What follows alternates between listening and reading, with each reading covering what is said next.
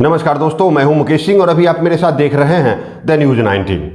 लोकसभा चुनाव के मद्देनजर पूर्णिया सीट से किस गठबंधन से किसे प्रत्याशी बनाया जाएगा, इसकी खबरें मैंने 13 फरवरी को ही आप सबों को दिखाया था और आज 24 मार्च को उस खबर पर और उस खबर के प्रत्याशी पर मुहर लग गई है।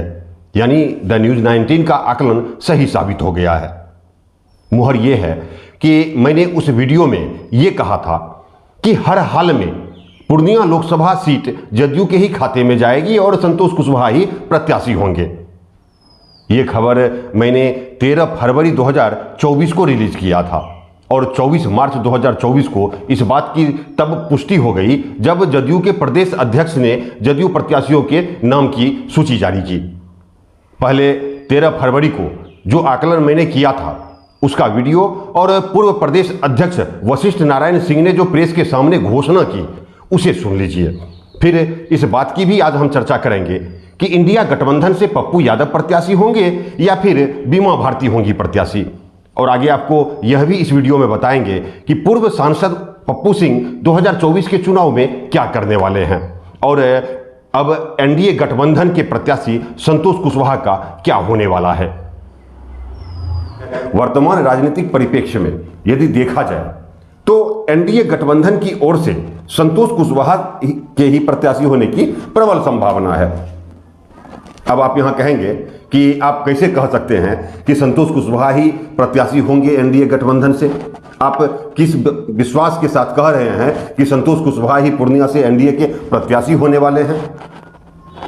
तो मैं यहां आपको याद दिला दूं, और आपने भी कई दफे सुना होगा, आज भी आपको सुनने मिल जाएगा और लोग बोलचाल की भाषा में कई बार कह देते हैं कि सब सेटिंग गेटिंग हो गया है, जबकि सेटिंग गेटिंग शब्द नहीं होता है बल्कि सीटिंग और गीटिंग शब्द होता है। मतलब कि जो सीटिंग है, जीता हुआ है, उसे ही गेटिंग यानी उसी को मिलेगा। इसलिए 2014 के लोकसभा चुनाव में नीतीश कुमार की नाक बचाने वाले संतोष कुशवाहा को ही प्रत्याशी बनाया जाना तय माना जाता है। हालांकि अभी भी कई ऐसे लोग हैं जो ऐसी चर्चा भी करते हैं कि संतोष कुशवाहा को टिकट नहीं मिलेगा। कई लोग तो इस प्रयास में हैं और वे दावा भी करते हैं कि पूर्णिया लोकसभा सीट भाजपा के कोटे में जाएगा और प्रत्याशी मैं ही हूंगा, जबकि इस चुनाव में ऐसा कुछ भी संभव नहीं दिखता है, क्योंकि 2014 के लोकसभा चुनाव में भाजपा प्रत्याशी उदय सिंह उर्फ पप्पू सिंह को जदयू प्रत्याशी संतोष कुशवाहा ने ही हराया था। इसलिए यहां राजनीतिक जानकारों का मानना है कि एनडीए गठबंधन से जदयू ही पूर्णिया से चुनाव लड़ेगी और संतोष कुशवाहा ही प्रत्याशी होंगे।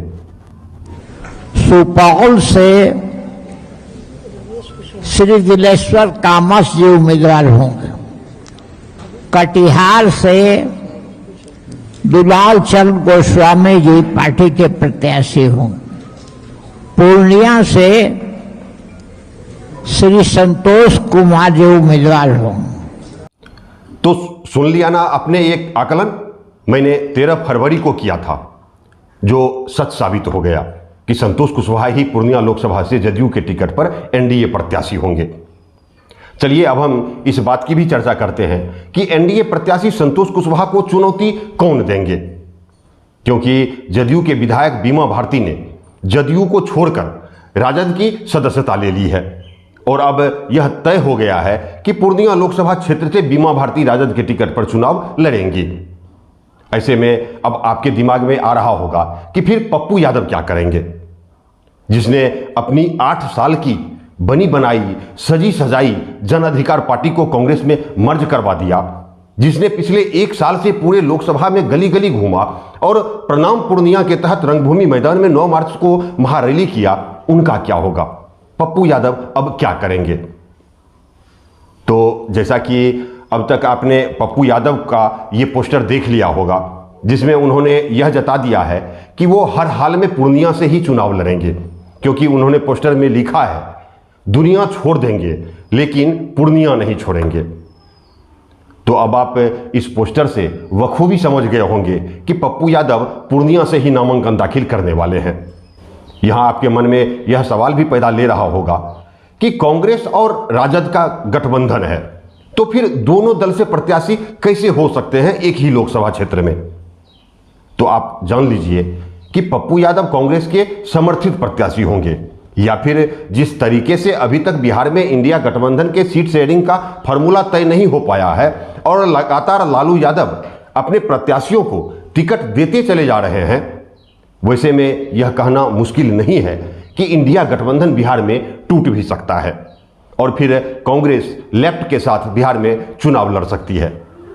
ऐसे में पूर्णिया से पप्पू यादव के लिए कांग्रेस में द्वार हमेशा खुला है और वे पूर्णिया से चुनाव लड़ सकते हैं। अब आइए 2 बार भाजपा की टिकट पर सांसद बनने वाले पूर्व सांसद पप्पू सिंह की बात करते हैं कि वे क्या करेंगे 2024 के चुनाव में।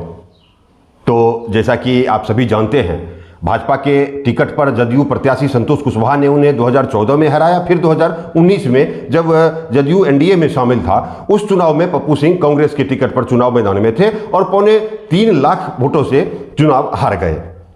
लेकिन 2024 के चुनाव में उन्होंने पहले भाजपा से टिकट का कोशिश किया, जब बात नहीं बनी तो फिर कांग्रेस से टिकट लेने का प्रयास करने लगे। पप्पू सिंह कांग्रेस से टिकट का प्रयास कर ही रहे थे कि पप्पू यादव ने अपनी पार्टी को ही कांग्रेस में मर्ज करके पप्पू सिंह का द्वार बंद कर दिया। सूत्रों के हवाले से ऐसी भी खबरें आई है कि पप्पू सिंह राजद से भी टिकट लेने के प्रयास कर रहे थे, लेकिन वो भी हाथ से निकल गया और अब राजद का टिकट भी बीमा भारती के खाते में जाती दिख रही है। ऐसे में ऐसी भी अटकलें लगाई जा रही है कि पूर्व सांसद उदय सिंह उर्फ पप्पू सिंह चुनावी मैदान से बाहर भी हो सकते हैं, यानी वे 2024 का चुनाव नहीं भी लड़ सकते हैं। अब आप यहां ये मत सोच लीजिएगा कि पप्पू सिंह चुनावी मैदान खाली कर दिया है, क्योंकि इससे पहले भी पप्पू सिंह चुनावी मैदान से कई बार बाहर होते रहे हैं। आपको याद दिला दूं, और आपको याद भी होगा कि पप्पू सिंह 1991 में पहली बार पूर्णिया से लोकसभा का चुनाव लड़े थे, जिसमें उन्हें 38,000 वोट से हार का सामना करना पड़ा था और पप्पू यादव की जीत हुई थी। उसके बाद 1996 का चुनाव उन्होंने नहीं लड़ा था। फिर वे कांग्रेस के टिकट पर 1998 के चुनाव में आए और तीसरे नंबर पर रहे। उस चुनाव में जयकृष्ण मंडल की जीत हुई थी और पप्पू यादव दूसरे नंबर पर रहे थे। और देखिए कि 1999 के चुनाव में भी उन्होंने भाग नहीं लिया था। हालांकि जब 2004 में भाजपा ने उन्हें टिकट दिया था तो वे फिर चुनाव लड़ने पूर्णिया आए और उस चुनाव में पप्पू यादव को उन्होंने मात दे दिया था। फिर 2009 के चुनाव में भी पप्पू सिंह ने पप्पू यादव की माताजी को भी मात दे दिया था।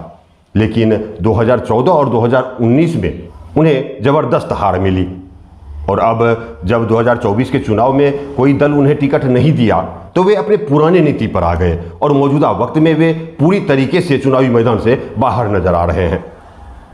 लेकिन मौजूदा राजनीतिक हालात में जिस तरीके से एक के बाद एक प्रत्याशी चुनावी मैदान में देखने को मिल रहा है, संतोष कुशवाहा के अलावा पप्पू यादव का मैदान में आना और अब बीमा भारती की आने की चर्चा होना इस बात की ओर इशारा कर रहा है कि पप्पू सिंह भी चुनावी मैदान में कूद सकते हैं और यदि ऐसा हुआ तो चुनाव और भी दिलचस्प हो जाएगा।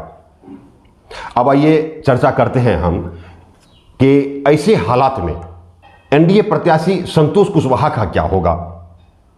तो आप जान लीजिए कि जो मौजूदा राजनीतिक परिदृश्य है उसमें यदि संतोष कुशवाहा के अलावा पप्पू यादव और बीमा भारती ही मैदान में रहेंगी तो ये अनुमान लगाया जा सकता है कि अब तक की सबसे बड़ी जीत होने वाली है एनडीए प्रत्याशी संतोष कुशवाहा की।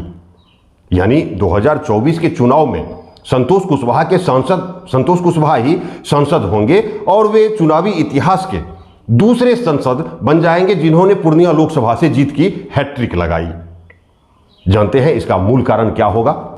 तो इसका मूल कारण है पप्पू यादव और बीमा भारती का अतीत, जिसकी चर्चा आज जोर शोर से की जाने लगी है। आज कुछ लोग तीनों प्रत्याशी की तुलना करते हुए कहते हैं कि पप्पू यादव को ही हम वोट करेंगे, क्योंकि जनता के प्रति उनका जो समर्पण भाव देखा गया है वो किसी नेता में नहीं दिखता है। वे हमेशा जनता के लिए खड़े रहते हैं। तो कुछ लोग बीमा भारती का भी बड़प्पन करते हुए देखे जाने लगे हैं। भले ही वो बड़प्पन लालू जी या नीतीश जी के कारण ही क्यों न करना पड़े, लेकिन बड़प्पन उनका भी होने लगा है। लेकिन इस बीच जैसे जैसे नामांकन और मतदान का दिन नजदीक आते जा रहा है वैसे वैसे जनता का रुझान भी बदलता जा रहा है, उनके विचार भी बदलते देखे जा रहे हैं। जो लोग संतोष कुशवाहा से नाराज देखे जा रहे थे और संतोष कुशवाहा को वोट नहीं देने की बात किया करते थे, वैसे लोगों की संख्या आज घटती हुई दिखाई देने लगी है। तुलनात्मक दृष्टिकोण से लोगों का झुकाव संतोष कुशवाहा की तरफ होने लगा है। जो लोग संतोष कुशवाहा से नाराज होकर पप्पू यादव और पप्पू सिंह को वोट देने की बात बोल रहे थे, आज उनके विचार में बदलाव देखा जाने लगा है। आज वे लोग यह कहने लगे हैं कि संतोष कुशवाहा को ही वोट दे देंगे। पिछली बार भी मोदी जी के नाम पर दिए थे और इस बार भी दे देंगे संतोष कुशवाहा को ही। और यदि चुनाव में ऐसा होता है तो फिर संतोष कुशवाहा 4 लाख वोटों से जीत सकते हैं, जो पूर्णिया के चुनावी इतिहास में सबसे बड़ी जीत होगी और ऐसा मौजूदा सांसद का दावा भी है।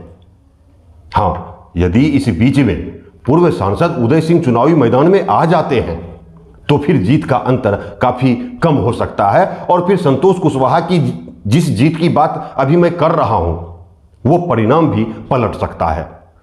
यानी एनडीए में रहने के बाद भी संतोष कुशवाहा की हार भी हो सकती है। और जैसा कि पूर्णिया की जनता का मूड रहा है कि लगातार तीसरी बार जीतने नहीं देती है किसी सांसद को, कहीं जनता 2024 में 2014 का परिणाम न दोहरा दे। ऐसे में जीतेंगे कौन ये कहना अभी मुश्किल है, ये कहना अभी कठिन है, क्योंकि सीटों के बंटवारे के लिए आज तेजस्वी यादव कांग्रेस के शीर्ष नेताओं से मिलने दिल्ली जा रहे हैं।